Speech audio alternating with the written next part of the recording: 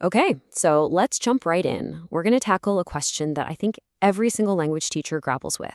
How do we get our students to actually talk to each other, to move past those memorized, stilted dialogues and have real, spontaneous conversations? That's what we're digging into today.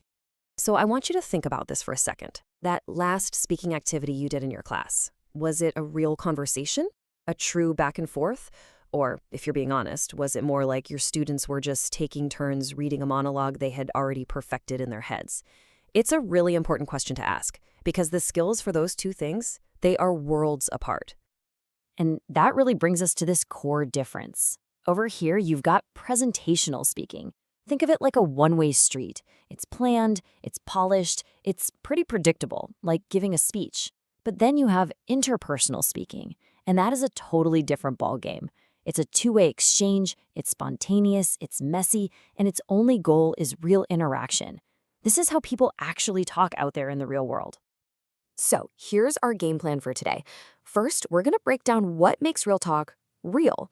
Then we'll get into a practical playbook you can use in your classroom. And finally, we're going to tackle that tricky question. How do you grade something so spontaneous? All right, so what are the magic ingredients of a genuine conversation? It turns out there are about 4 key things that really separate a performance from a real interaction. And if we want to teach it, we've got to understand what it is first, right? First up is real-time processing. And man, this is a heavy lift for the brain. Your students aren't just pulling a word from a list. They're trying to figure out what to say and how to say it all at the same time, while the other person is just sitting there waiting. It's a massive cognitive load, especially when you're just starting out. Second, we have this idea of negotiation of meaning. A real conversation isn't about 2 people delivering perfect lines. It's all about making sure you're on the same page. It's the wait, what do you mean by that? Or, oh, so you're saying that. It's this beautiful collaborative dance to build a shared understanding. And that leads right into our third role, clarifications. You know how when you're talking to someone, you're constantly watching them? You see a confused look, maybe a raised eyebrow? That's your cue. It's a signal to maybe rephrase what you said or give an example.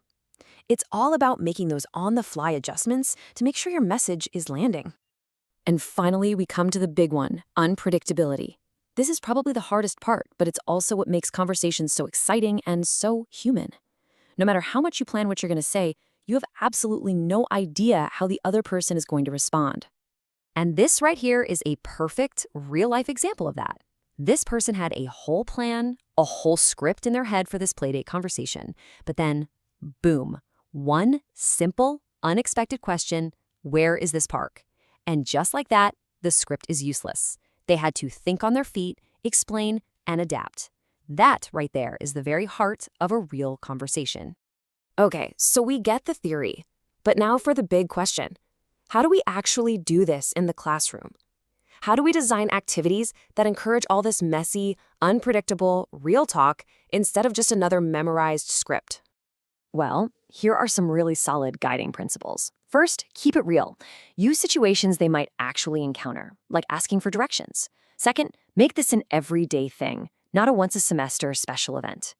And this is huge. You gotta ditch the written dialogue. Encourage them to just talk. Also, mix up who they talk to. And maybe the hardest one for us teachers, step back a little. Give them the space to make mistakes and build real, authentic confidence.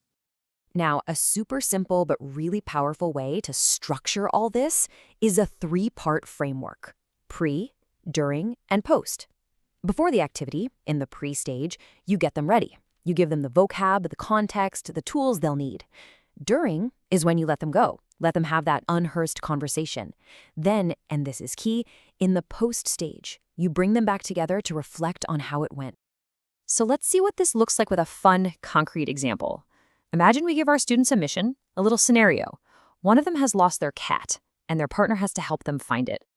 And here's how that cat mission breaks down using our framework. In the pre-phase, you'd brainstorm all the words you need to describe a cat, right? Color, size, personality, the whole shebang.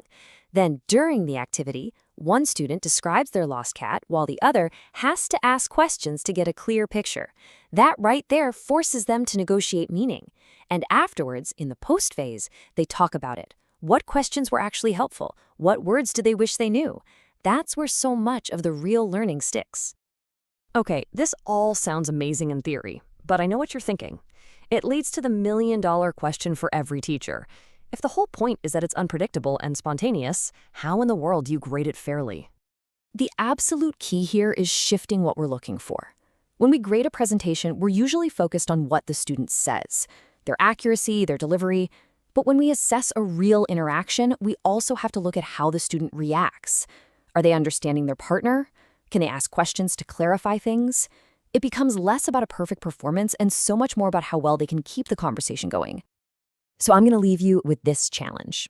Let's forget about the perfect script for a minute. Let's embrace the messy, beautiful, and totally unpredictable reality of human conversation.